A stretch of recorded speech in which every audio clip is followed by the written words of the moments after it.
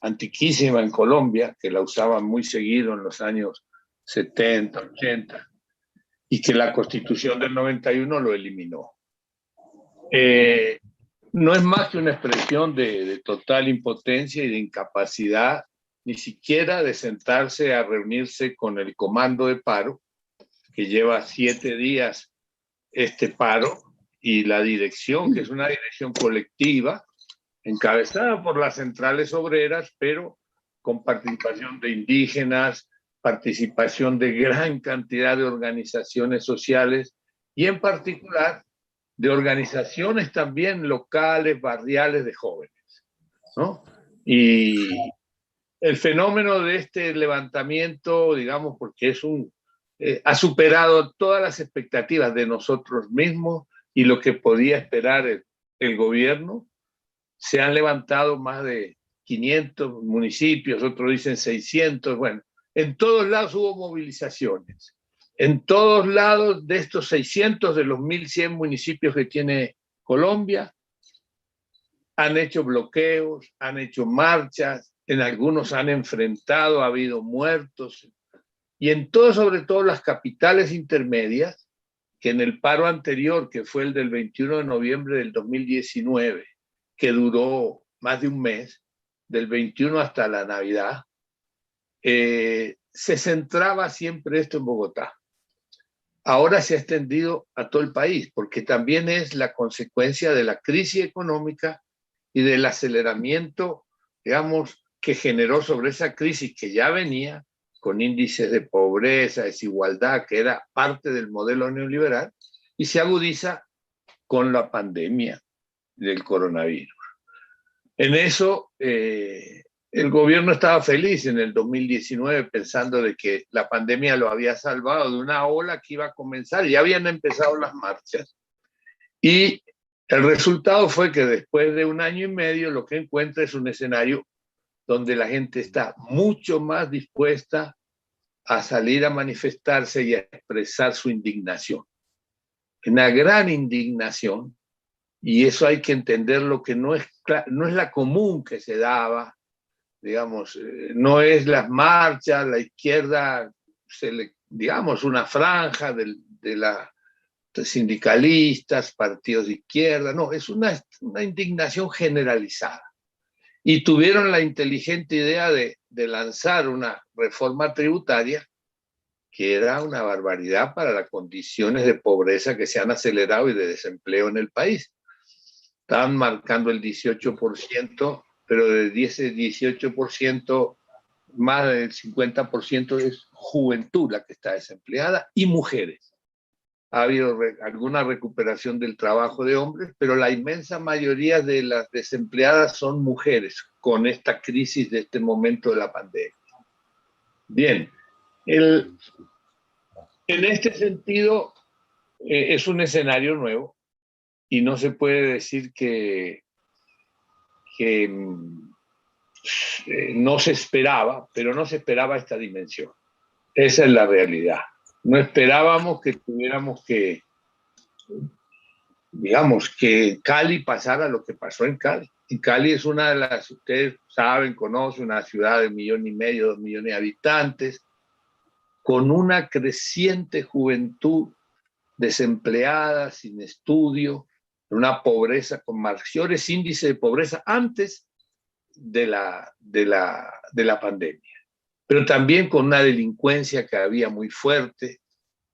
Y lo que se vio y lo que sucedió, y tal vez ese es el caso más emblemático, es que es toda una juventud que es la generación del neoliberalismo. Son jóvenes que crecieron durante este modelo neoliberal, con todas sus desigualdades, privatizaciones, la imposibilidad de estudiar, digamos, cambiando el modelo productivo, empresario, industrial, agrario, a un modelo meramente extractivo, minero, energético. Y esa juventud bien popular, es una juventud muy, muy de barrio, tú los escuchas hablar y tienen ideas más o menos para dónde van, tienen una madurez que se ha hecho social y colectiva, tal vez son cosas que ha pasado en Venezuela en todos estos años, pero que en Colombia no se miraba así. Y lo que uno ve en estos muchachos es que no creen en nada de este Estado, de este sistema, y ven que no les dan alternativa. La reforma tributaria no solo que aumentaba el impuesto a los alimentos y a todo lo que estaba excluido de pagar el IVA, que llaman impuesto al valor agregado, grababa las pensiones, ponía a declarar y a pagar renta a gente con un salario de $400, que es una cosa de locos para lo que estaban planteando. Y evidentemente, hasta desde Estados Unidos, hasta de Europa, le salió a decir la organización de todos los estados de Europa, de la Unión Europea y de la OMC, le dijeron no haga eso ahora, porque a su vez se conjugaba con una situación de preelectoral. Tenemos elecciones en mayo, marzo, parlamentarias, mayo, abril, presidenciales del año próximo. Y en el Congreso nadie se iba a jugar a aprobar una reforma con ese contenido tan regresivo. La realidad es que no solo fue un problema del Congreso, no lo esperaba nadie, sino de la gente. Y lo que están apuntando es una estrategia de represión. Ya, bueno, no sabemos los muertos de hoy, llevábamos 18 muertos ayer, violaciones de niñas, de muchachas, acciones hechas en los carros de la policía, no es que pasaba una cosa extraña afuera, y una confrontación. Si ustedes ven los videos en Cali, donde la gente va gritando, va diciendo, no se tocan los comercios pequeños. Y eso lo cumplieron. Y los pequeños y medianos. Pero ¿a qué atacaron? Los bancos, el sector financiero. No quedó una sucursal sin recibir su piedra y muchas fueron destrozadas.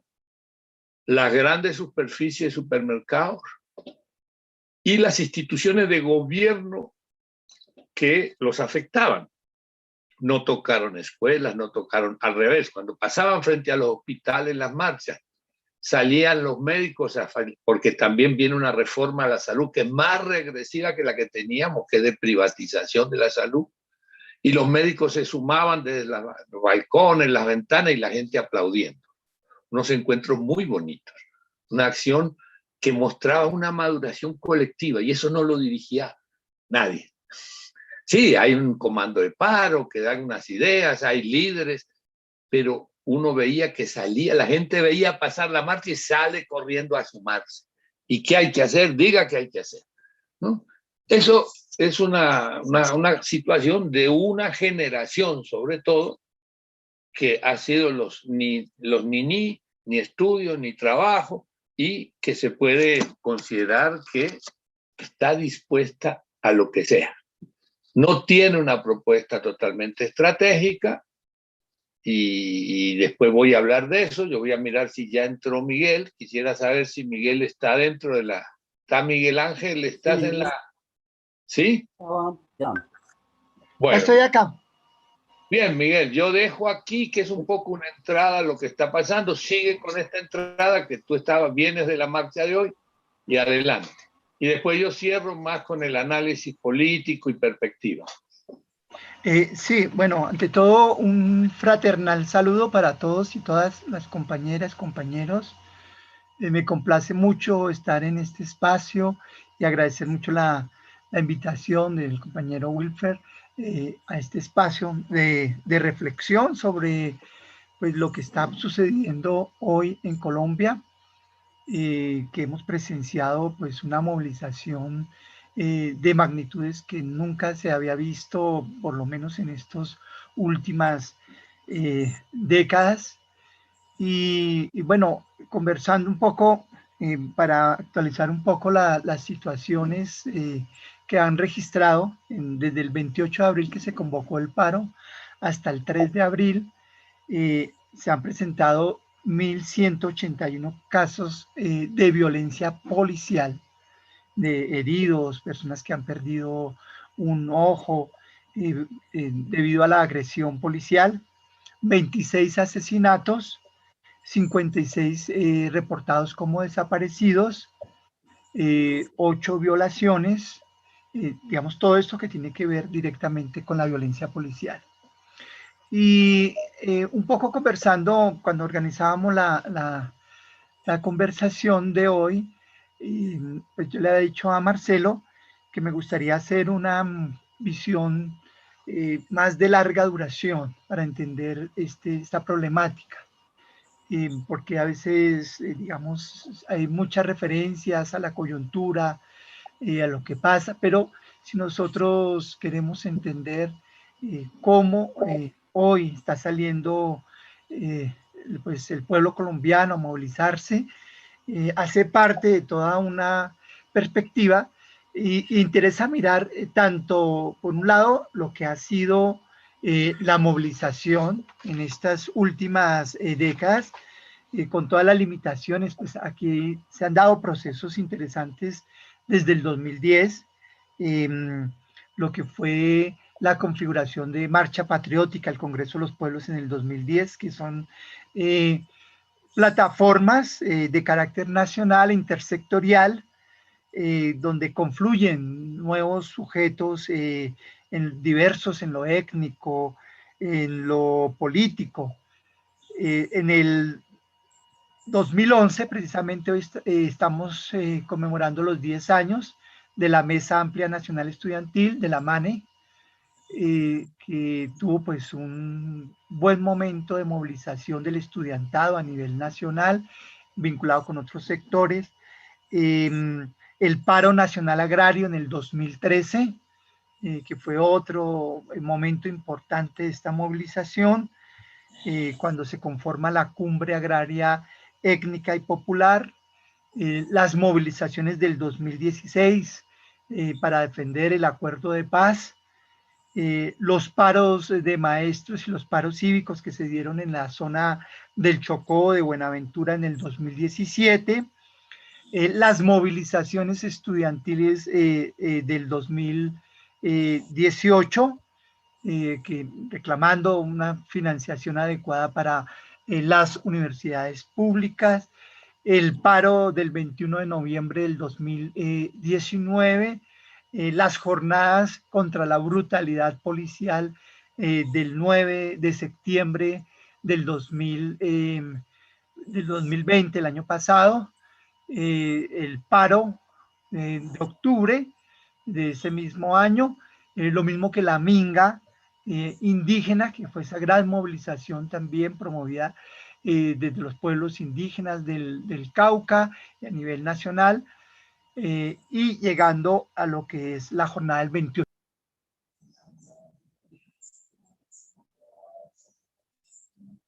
Y si entendemos, uno se preguntaría por qué en Colombia, esa sería, digamos, la pregunta que yo me formularía, ¿por qué antes no se ha dado un estallido de las dimensiones que ha tenido con todas estas prácticas genocidas que se han dado contra el movimiento social? Que si le sumamos las cifras de desigualdad, de pobreza, de desempleo, de asesinatos, una participación altamente restringida a los sectores populares y bueno, un acuerdo de paz que logró, digamos, que una de las guerrillas más antiguas del continente pudiera dejar las armas, pero que no significó ninguna transformación de corte estructural. Y mientras se siguen aplicando otras medidas económicas que benefician al gran capital. Pero lo que hoy tenemos es más de 1.200, después del acuerdo de paz, más de 1.200 líderes y lideresas sociales, que son personas, hombres, mujeres que ejercen un liderazgo social, que son reclamantes de tierras, que son defensores del territorio, que son defensores de derechos humanos, que son defensores ambientales, que se han opuesto a las fumigaciones y a los planes desarrollistas con proyectos autónomos incluso que plantean la recuperación de saberes ancestrales. Estamos entonces ante un Estado también que ya ha perpetrado un genocidio contra los excombatientes de las FARC, contra los firmantes. Ya la cifra se acerca, las cifras oficiales, a 300 excombatientes que han sido asesinados como después de la firma de los acuerdos. Pero además de ello, los montajes judiciales, que ha sido una práctica que encubre, digamos, una persecución al movimiento social. Los montajes judiciales que constituyen la utilización del aparato estatal para vincular a líderes y lideresas sociales o a integrantes del movimiento social con organizaciones insurgentes. Lo escuchábamos hoy precisamente en la intervención que hacía el presidente Duque, diciendo que lo que había aquí en esta movilización social era un plan terrorista que estaba auspiciado por el Ejército de Liberación Nacional. Y muy seguramente cuando se dice eso, el anuncio viene toda una persecución contra aquellos sectores políticos, sociales, que se consideran, digamos, afines desde el discurso oficial a estos movimientos. Por otro lado, digamos, unos grupos paramilitares que no desaparecieron con los acuerdos que se firmaron durante el gobierno de Uribe, sino que al contrario, han copado los territorios anteriormente controlados por las FARC. Entonces, lo que tenemos nosotros, después de hacer un balance de un acuerdo de paz que prometió la terminación del conflicto y la construcción de una paz estable y duradera. Un acuerdo que en su momento generó una gran expectativa, una gran esperanza de superar definitivamente el conflicto armado. Así quedó consignado en el acuerdo de cómo ya la violencia iba a ser erradicada. Pero claramente en el acuerdo lo que se terminó interpretando es que la violencia implicaba que la guerrilla de las FARC dejara sus armas, pero no la violencia estatal. La violencia estatal se incrementó. Por otro lado, digamos, queda allí en esos acuerdos de paz unas promesas incumplidas frente a todos unos cambios que se planteaban en términos de una reforma rural integral, en términos de la participación política, en términos de un tratamiento diferente para la erradicación de los cultivos. Hoy se han reiniciado nuevamente las fumigaciones con glifosato y es parte también de las reivindicaciones que está haciendo el movimiento popular en las calles. Entonces, digamos que si bien este acuerdo de paz logró disminuir efectivamente los enfrentamientos armados con la fuerza pública, redujo la muerte de jóvenes soldados que pues provienen del pueblo en su gran mayoría, esos sectores populares. No obstante, digamos, la promesa de erradicar la violencia como método de acción política, pues no se logró, todo lo contrario. Entonces, lo que hemos asistido es a un incremento de esa violencia estatal. Ahora bien, ¿cómo se ha explicado esto? Y eso es importante también para desmontar el discurso oficial y el discurso de un sector también importante de la academia, significativo, que ha jugado un papel importante también para legitimar estos discursos oficiales. Y me refiero concretamente a la idea de que efectivamente en Colombia estamos en un posacuerdo y que, digamos, esta violencia que vemos hoy es el resultado de esos grupos residuales que quedaron, digamos, de ese acuerdo de paz. Entonces, han acuñado el concepto de los GAOs. Los GAOs son los grupos armados organizados.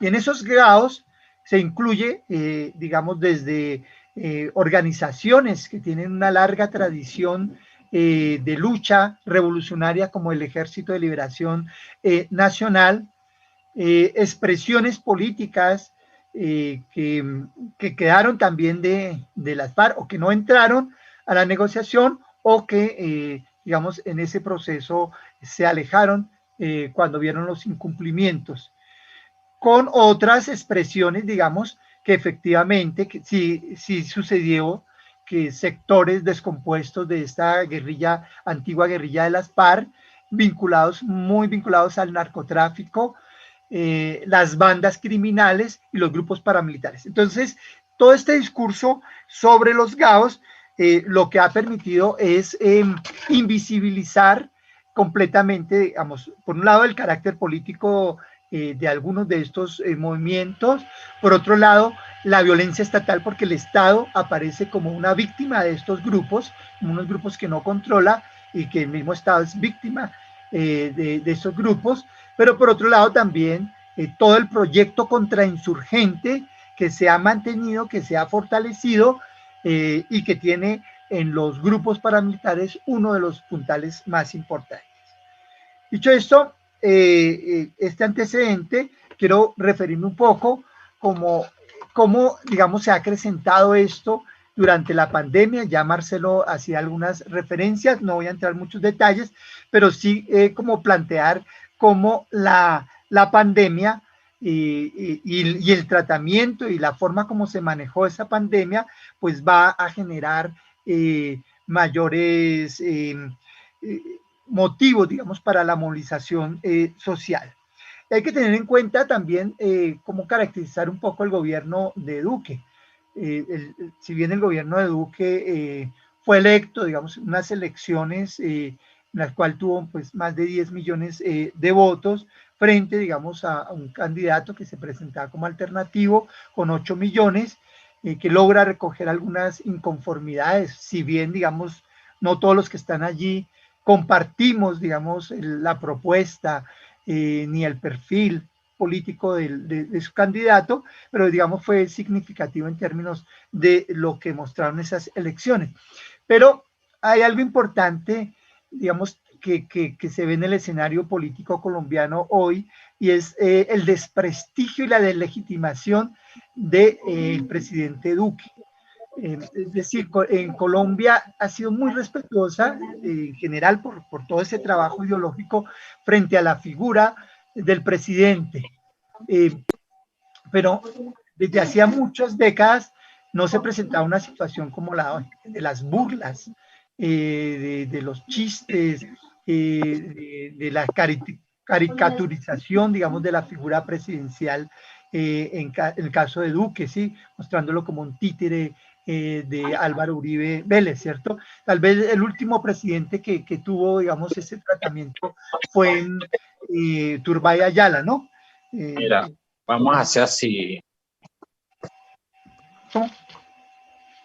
Sí, ya voy a terminar. Entonces, un par de ideas más y ya les doy la palabra a Marcelo. Entonces, bueno, eso. Entonces, por un lado, el desprestigio de la figura presidencial. Pero por otro lado, digamos, el tratamiento de la pandemia que va a poner sobre el tapete problemas estructurales frente al desempleo, cómo crece el desempleo. Estábamos hablando de un incremento altísimo en términos de personas desempleadas o personas empleadas en la economía informal y la incapacidad, digamos, del presidente y de todo, bueno, todo su gabinete para hacer frente a la pandemia. O digamos, hoy estamos hablando de un nuevo pico, de un incremento en las muertes, pero digamos, lo que está detrás de todo eso es que en todo este periodo, a pesar de que se creó un fondo para afrontar este fondo, pues se fue dirigido fundamentalmente para solventar a los empresarios, al sistema financiero, particularmente al Grupo Aval, que es el que controla más de las 2/3 partes, el otorgar préstamos, digamos, a compañías para solventar, digamos, supuestamente la quiebra, la pretensión de vender empresas públicas como Ecopetrol, el adelantar todo el paquete que había generado el paro del 21 de noviembre, trató de implementarse y se siguió implementando aprovechando la pandemia. Y eso es lo que está resintiendo hoy el pueblo colombiano en las calles, protestando precisamente por eso, porque se abusó de esa situación de pandemia para seguir como si nada, implementando todo este paquete, profundizando el modelo extractivista, minero energético, la reforma pensional, la reforma tributaria, la reforma a la salud. Y termino señalando, junto a toda esta política, pues acompañada de una violencia estatal, policial, que se incrementa y que toma magnitudes realmente alarmantes, ¿no?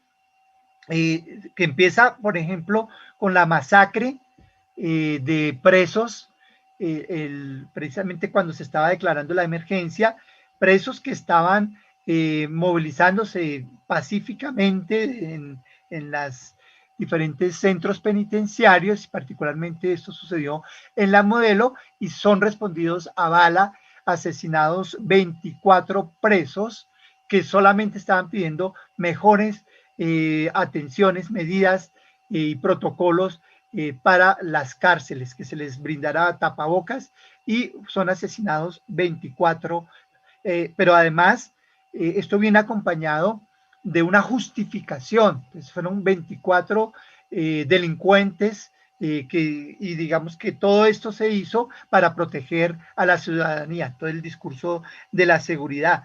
Vienen, digamos, situaciones como los presos también en el CAI que fueron quemados brutalmente, incinerados, se les cerró la puerta, incinerados, y por eso, digamos, también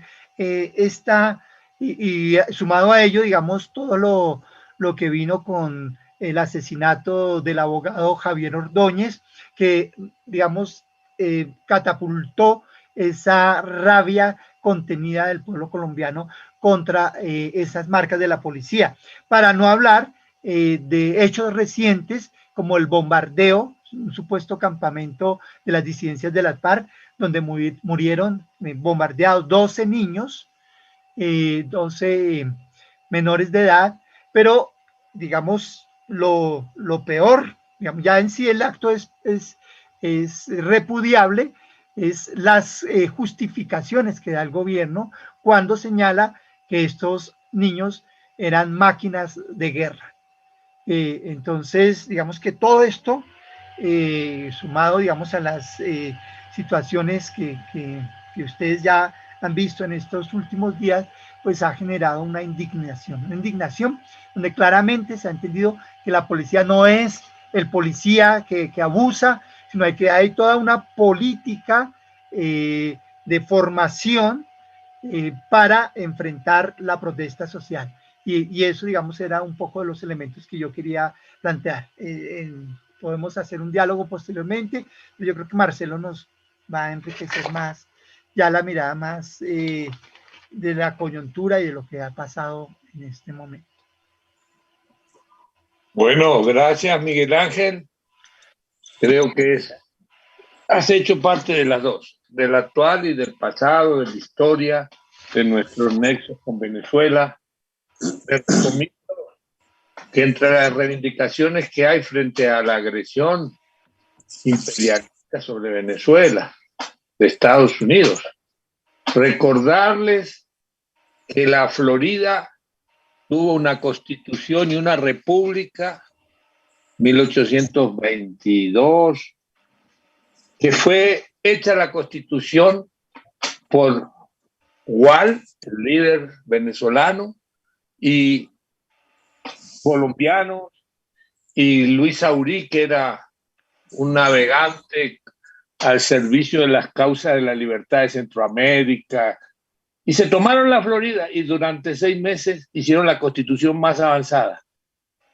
En ese momento el imperio crecía ya hacia abajo, se iba a tomar a la mitad de México, recuperaron la Florida. Entonces hay que decirle que la Florida es nuestra, que era, porque era española, fue tomada por Bolívar, envió una misión para hacer eso, para cortarle los alimentos, digamos, las vías a los gringos entonces y a los españoles, y tenemos ese antecedente común. Yo voy a cerrar un poquito al final, o lo podemos hablar, si a ustedes les parece, el tema de la migración y cómo actuar en estos casos, y lo que se está dando aquí. Quería completar esta época histórica. Dijimos, esta es la generación del neoliberalismo. Lo mismo pasó en Chile. Y cuando salió lo de Chile, que fue en octubre del 19, y aquí fue en noviembre, y antes entre medio fue en Ecuador, fue en todos los países de Centroamérica, hubo movilizaciones muy grandes. Yo escribí en esa época una idea que decía del mayo francés de 1968 a el octubre chileno. ¿Y qué significaba? Ambos fueron expresiones de indignación mundiales. Cuando pasó en Francia las movilizaciones, siguió en México, siguió en todos los países del mundo, en Colombia en el 71, repicó por todo el mundo. Y era una juventud que estaba ya ahogada por el Estado Nacional de Bienestar y buscaba de alguna manera empujar unas salidas de liberación revolucionarias. También luchaba contra lo que se veía la burocracia en la Unión Soviética y cuestionaba. Era muy libertaria en ese sentido, pero expresaba que ese modelo se estaba agotando y que iba a tener dos salidas, o socialista o una concentración liberal que se llamó neoliberal, que era la otra salida. Esas movilizaciones marcaron la época. Ganamos en Chile con Allende, se intentó, bueno, saben toda la historia ustedes, y lo que se instaló después fue el neoliberalismo, que era la salida porque el Estado Nacional, el mercado global, la expansión de lo que era el mercado y de los capitales generados y que requerían inversiones en todo el mundo, en particular con los precios del petróleo que se habían subido, generaron entonces una acumulación de capital que ya el Estado Nacional era una traba para su circulación. Necesitaban privatizar salud para invertir en salud, necesitaban privatizar educación para invertir allí y abrir nuevos nichos al capital mundializado, los nacionales. Hoy en día está pasando algo parecido.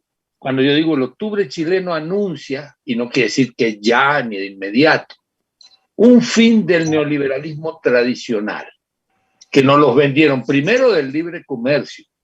¿Qué libre comercio? Están sacando a tiros con China, con Rusia, que les disputan la económica, financiera y militarmente la hegemonía mundial. Con Europa sacan chispas. Entre los grandes países del primer mundo, hoy en día no hay libre comercio, al revés, hay un proteccionismo acelerado.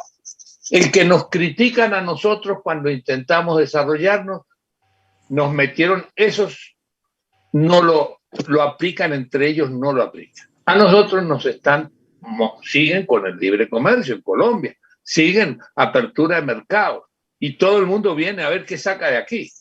Pero lo que no pueden, es decir, continuar con ese sueño de que este era un mundo abierto, sin fronteras, para la Unión Europea abierta, sin fronteras. Ahí se rompió Inglaterra y se van a seguir rompiendo, porque el capital, en la medida que entra en disputa de la hegemonía, ahí sí se acabó el discurso y lo que hay que ver es quién va a hegemonizar. Y Estados Unidos se está reconstruyendo para eso. Eso fue Trump en una versión burda, pero lo va a continuar Biden, el mismo objetivo de recuperar la hegemonía, tanto tecnológica, militar, financiera y demás, que estaban perdiendo. Bien, ese mundo ideal se agota. Ese mundo que mucha gente lo vio como un progreso porque había libre importación, llegaban vinos. Bueno, en Venezuela ya tenían eso antes. Y decían, qué bueno, bajan los precios. Sí, se acabó toda la industria en Colombia. Colombia es un país desindustrializado. Totalmente. El campo, importamos más del 60-70% de los alimentos. Hablan de Venezuela, hablan de eso, pero aquí es todo. Negocio de empresas y de grandes, ¿no?, pools de comercio internacional. Bien, esa es la época. Una época donde se está agotando el neoliberalismo y tenemos propuestas de salida. La gente utilizó el voto, que era la herramienta más corrompida, que sigue siendo en Colombia, y lo terminó utilizando para poner gobiernos progresistas. Lo subió a Chávez, y ahí Chávez extendió la revolución en América Latina y en el mundo. Hoy hay un artículo de uno de los intelectuales del sistema aquí que dice, señores, esto ya se parece a un Caracazo, y si no lo resolvemos, después viene Chávez, y ya sabemos lo que nos espera. Ellos están mirando en perspectiva, que esto no es un momento. El Caracazo fue un levantamiento similar un poco a lo que estamos viviendo aquí. Allá cargaban colchones, acá cargan televisores para ver después la noticia cómo salieron las marchas. Es decir, hay una pérdida de confianza también en lo que se ha vendido como el gran modelo de sociedad que terminaba la historia y que no venía nada más nada después de este neoliberalismo. Bien, una juventud, no se crean que la juventud, por más que no tiene acceso a la educación, no tiene acceso al trabajo, pero entiende lo que está pasando, entiende y lo sufre, lo entiende no solo del análisis como hacemos en la izquierda estratégico. En Chile le decían, y aquí ya les dije, ¿y cuál es la estrategia revolucionaria de esos jóvenes? ¿Qué quieren? Mire, en la izquierda hemos tenido 1000 veces estrategia. Me acuerdo en Venezuela, las veces que yo iba antes de Chávez, teníamos unidad de izquierda, elecciones, y llegó Chávez y rompió todas las estrategias que tenía la izquierda. Y la izquierda todavía dudaba, gran parte de la izquierda, no toda, una parte dudaba de Chávez. No, que que entre Chávez y después seguimos nosotros, como si no entendía lo que estaba viniendo. Y aquí en parte ha pasado eso con estos movimientos. En Chile pasó eso. En Chile la izquierda tuvo que repensarse para entender esta cantidad de jóvenes que no militan en ningún partido de izquierda, de los tradicionales, el Partido Comunista, que es de Olmir, no. Ellos son grupos barriales, algunos se declaran anarquistas o declaran lo que quieran, clubes de jóvenes. Es decir, es una nueva época que se está abriendo y no podemos decir que sabemos cómo va a resolverse. Ni siquiera Colombia, porque aquí con esto del toque de que hagan, si declaran la conmoción interior, van a hacer todo lo posible para postergar las elecciones. Ahora, es un desprestigio enorme que tiene este sistema. Hay un desprestigio que llega a que no, es decir, hasta Biden le tiene que decir modérense, y lo que hacen es se radicalizan más contra la gente. Bien, yo quería mostrar esto para entender también dónde están los aliados de Venezuela, que no son solo los gobiernos, que están regresando algunos, podemos ganar en Perú, tal vez, ¿qué tal si ganara Colombia? Reconstruimos UNASUR, pensamos, pero también hay que pensar qué fue lo que estos gobiernos, y hablo como ser Brasil, no hicieron, se los tumbaron y no se levantó la gente a defenderlo, no lo sentían sus gobiernos. Miguel Ángel tiene abierto el micrófono, no lo sentían sus gobiernos. Entonces, esa es otra experiencia, porque estos gobiernos de izquierda que recorrieron América Latina ya era la expresión de que la gente dejaba de creer en el neoliberalismo. Y los jóvenes empezaban, todavía ni votaban, muchos de ellos hace 10 años. Son todos muchachos de 16 a 25 años que uno ve en las marchas. Jóvenes mucho menores de edad, de colegio. Bien, ya ahí se venía expresando esto electoralmente. Pero claro, la condición de pobreza, lo que dice Miguel de los incumplimientos de los acuerdos de paz, que fue un aire, un oxígeno que la gente esperaba, volver al campo, encontrar, no se cumplió nada. Y estos gobiernos han sido... Y esto ha significado la crisis más grande de los partidos de la clase burguesa de este país. El mapa político hoy está reventado. El uribismo está enfrentado con Duque. Los conservadores, que eran sus aliados naturales, están sacando los pies del plato y tratando de ver cómo no desaparecen en las próximas elecciones. Los liberales, con el democrático César Gaviria, están vociferando contra Duque. Y que con el tema todos lo concentran solo en la reforma tributaria, pero el tema es mucho más profundo. Y viene una perspectiva les hago el mapa político, los que son sectores progresistas y que lo llaman de izquierda, que también son progresistas, no, es decir, están divididos en dos bloques.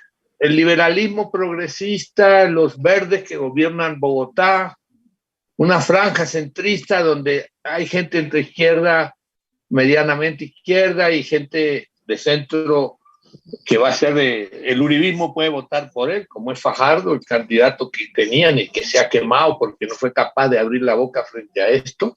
El que no sabe hablar hoy se quema con la gente.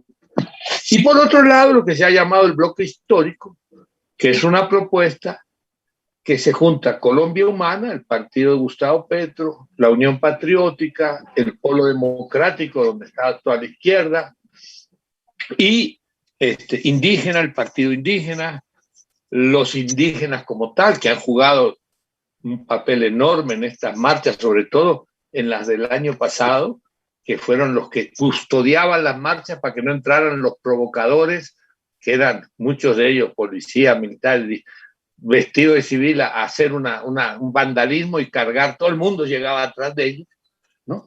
Bueno, esto que se ha creado, este hombre no ha dicho nada y ese centrismo está reventado en este momento, porque este es un país polarizado.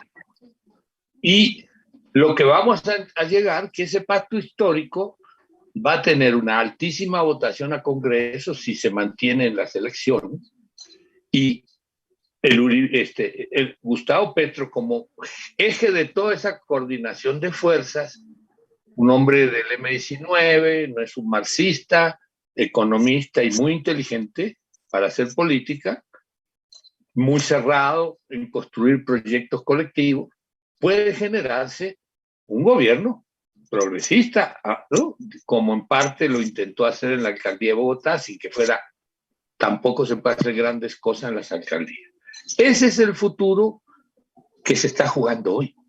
Y todas estas medidas de declarar que esto es una insurgencia, que son guerrilleros y darle fuerza, si tuviera la insurgencia del ELN, que es lo que las nuevas de la FARC tuvieran poder para hacer esto, ya se hubieran tomado. Mire, yo con Miguel recordaba el año pasado, en una noche, a la misma hora, incendió, hay micrófonos abiertos,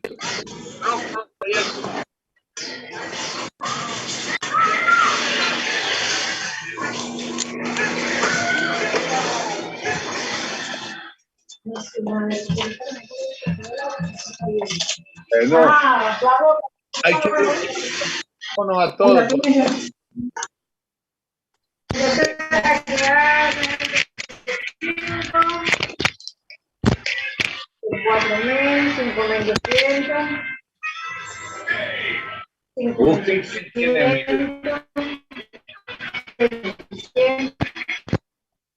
A ver. Boris Méndez tiene el micrófono abierto. ¿Quién más? No aparece.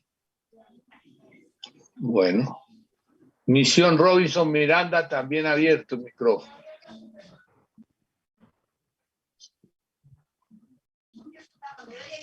Katia Layón. Misión Robinson Miranda, pagarlo. Adelante, profesor. Listo, ¿ya frenó? Listo. Bien. No, eso va a estar bien, compañero. En todo caso, yo dejo aquí, a ver si podemos parar esto y abrimos espacio a las preguntas, si les parece.